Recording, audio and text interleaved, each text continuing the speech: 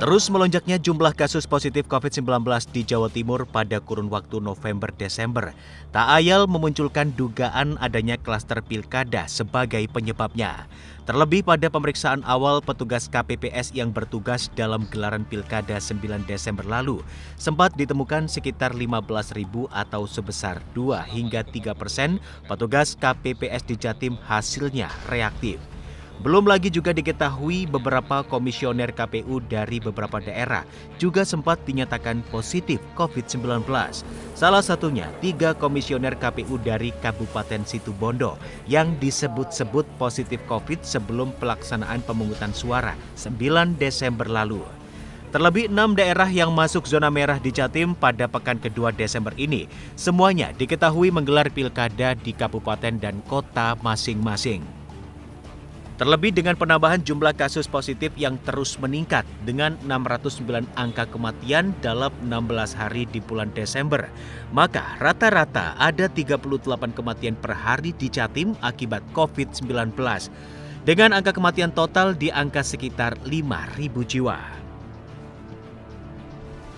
Angka kematian nakes di Jatim tercatat paling tinggi secara nasional. Ada 41 dokter umum, 2 dokter gigi, 47 perawat yang meninggal selama pandemi berlangsung. Termasuk juga beberapa kepala daerah yang meninggal karena terpapar COVID-19. Mulai dari Wakil Bupati sekaligus PLT Bupati Situbondo Nur Ahmad Saifuddin atau Cak Nur tutup usia karena COVID pada 22 Agustus 2020, disusul Bupati Situbondo Dadang Wigiarto yang berpulang karena COVID pada 26 November lalu. Dan yang terbaru adalah Wakil Wali Kota Probolinggo HM Sofi Subri juga berpulang karena COVID pada 9 Desember. Sementara beberapa kepala daerah lain, mulai Bupati Jombang Munjida Wahab, Bupati Probolinggo Puput Tantriana Sari, Wali Kota Malang Sutiaji juga sempat menjalani perawatan akibat COVID-19. Menyusul Bupati Lumajang Thoriqul Haq dan Bupati Sumeneb Busro Karim dan istri juga tengah menjalani perawatan akibat COVID-19.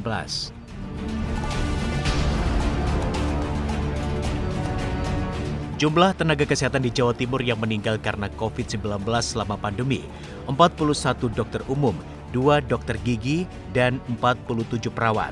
Data hingga 16 Desember 2020, jumlah total pasien meninggal 5.016, total jumlah kematian selama 16 hari karena COVID-19 ada 609 kasus, rata-rata ada 38 kematian per hari.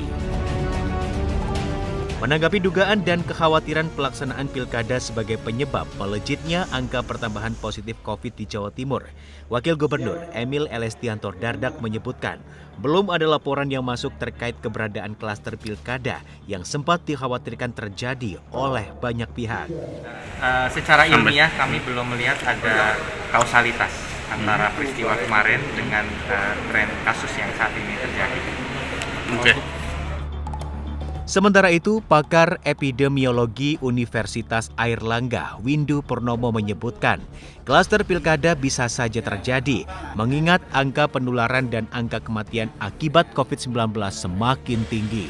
Namun untuk memastikannya, perlu penerapan tes tracing dan treatment yang layak, sehingga bisa dipastikan jumlah peningkatan pasien COVID-19 akibat adanya penularan di tengah penyelenggaraan pilkada. Sebab bisa jadi pada penyelenggaraan pilkada ada 2-3 orang yang sebenarnya sudah terkonfirmasi positif, namun tanpa dilacak tidak akan terdeteksi seberapa tinggi penularan yang terjadi. Windu menyebutkan penularan saat pilkada sangat mungkin terjadi jika dilihat banyak masyarakat yang mulai kendur pada penerapan protokol kesehatan, ditambah lagi kemampuan tes, lacak, dan perawatan yang menjadi tanggung jawab pemerintah semakin rendah dilakukan. Hal ini mengakibatkan pemutusan rantai persebaran COVID-19 semakin tidak terkendali. Mungkin perlu tahu dulu apa yang dimaksud dengan klaster ya. Jadi kalau di suatu tempat itu ada 2 atau 3 orang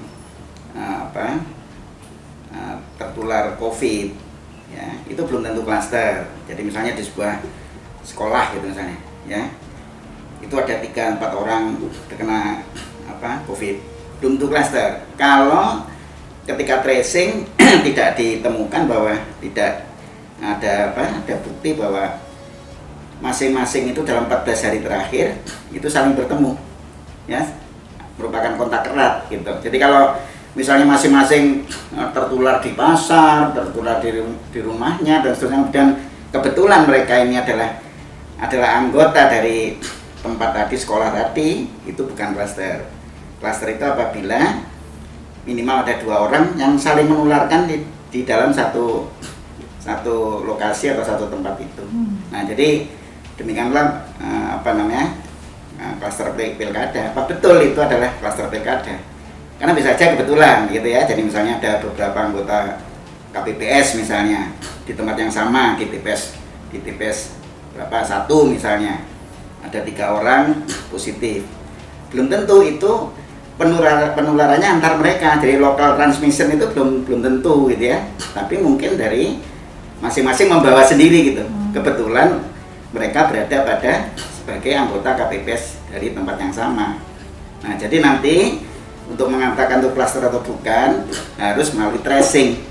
Makanya tracing itu penting untuk mengatakan itu betul nggak klaster atau kebetulan saja mereka sama-sama tertular tapi mendapatkan penularannya itu dari tempat lain gitu.